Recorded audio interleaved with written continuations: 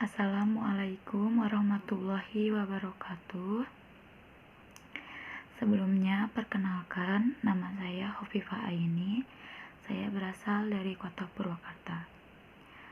Pada kesempatan ini, saya akan mereview materi tentang kurikulum dasar BIMBA AIUEO yang dilaksanakan pada tanggal 22 Juni 2021. Langsung saja, yang pertama yaitu apa saja dasar hukum dalam menerapkan metode BIMBA. Dasar hukum dalam menerapkan metode BIMBA itu ada dua. Yang pertama yaitu ada hak anak, dan yang kedua yaitu teori belajar dalam psikologi pendidikan. Yang pertama itu ada hak anak. Hak anak itu ada apa saja sih? Hak anak itu ada dua. Yang pertama yaitu hak bermain, dan yang kedua yaitu hak mendapatkan pendidikan. Nah, dengan kata lain, di BIMBA ini berarti kita telah memenuhi dua hak anak tersebut. Bagaimana sih kita caranya agar bisa memenuhi dua hak anak tersebut? Yaitu dengan cara kita menyelipkan nilai-nilai pembelajaran di dalam permainan si anak itu sendiri. Nah, disinilah mengapa hak anak ini dijadikan sebagai dasar hukum dalam menerapkan metode BIMBA.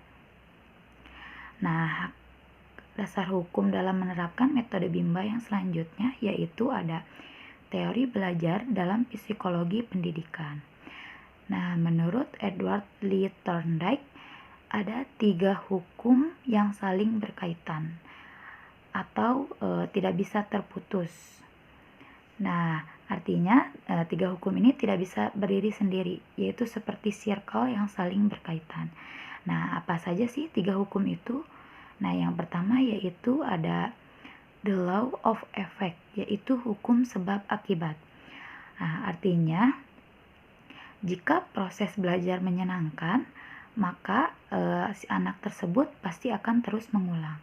Ya, artinya jika anak sudah merasa senang, maka dia akan mau terus mengulang pembelajaran itu sendiri.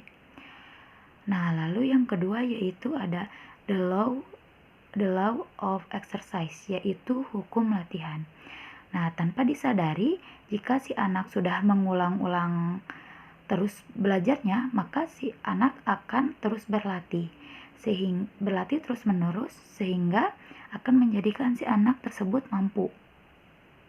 Nah, artinya jika si anak tadi sudah mengulang-ulang, artinya si anak tersebut akan terus berlatih dan menjadikannya mampu.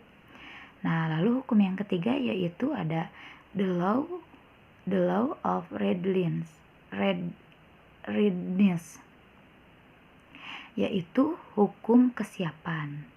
Nah, jika proses tadi si anak menjadikan mampu, maka akan menjadikan menyenangkan. Nah, dari ketiga hukum tadi bisa disimpulkan bahwa jika si anak senang, maka si anak akan terus mengulang. Nah, jika si anak terus mengulang, diulang-ulang, maka akan menjadikan si anak itu mampu. Nah, jika sudah mampu, maka akan menjadikan menyenangkan.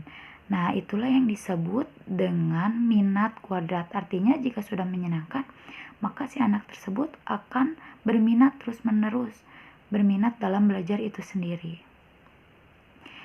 Nah, lalu soal yang kedua yaitu ada apa saja metode BIMBA AIUEO itu sendiri.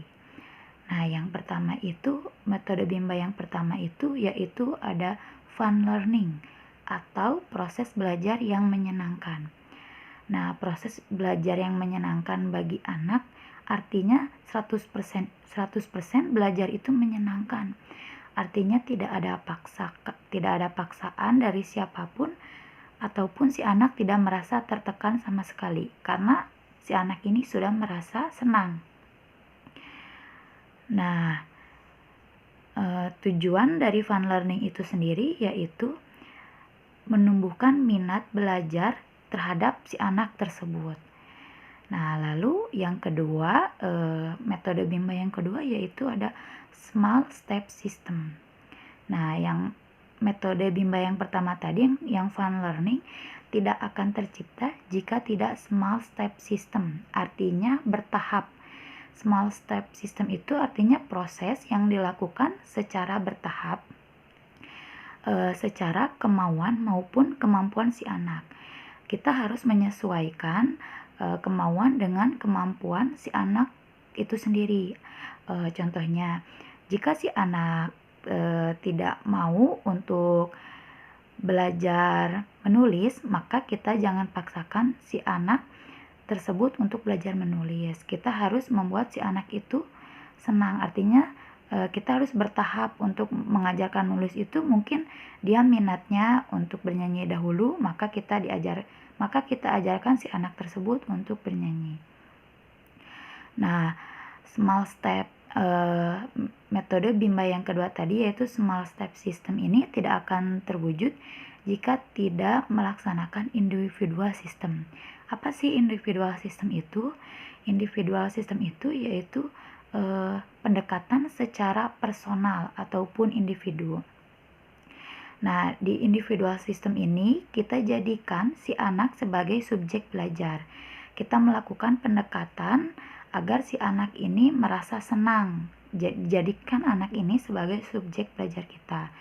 Nah, kita sebagai motivator, tugas kita yaitu memberikan motivasi dan apresiasi kepada anak tersebut agar anak semakin semangat dalam belajarnya. Nah, ketika small step system tadi sudah terlaksana dan individual system sudah terlaksana, maka kita bisa melaksanakan pembelajaran dengan fun learning, yaitu dengan menyenangkan.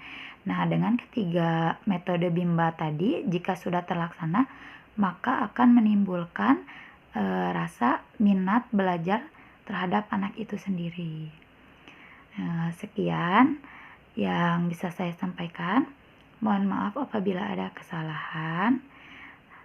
Tetap semangat dan terus belajar. Wassalamualaikum warahmatullahi wabarakatuh.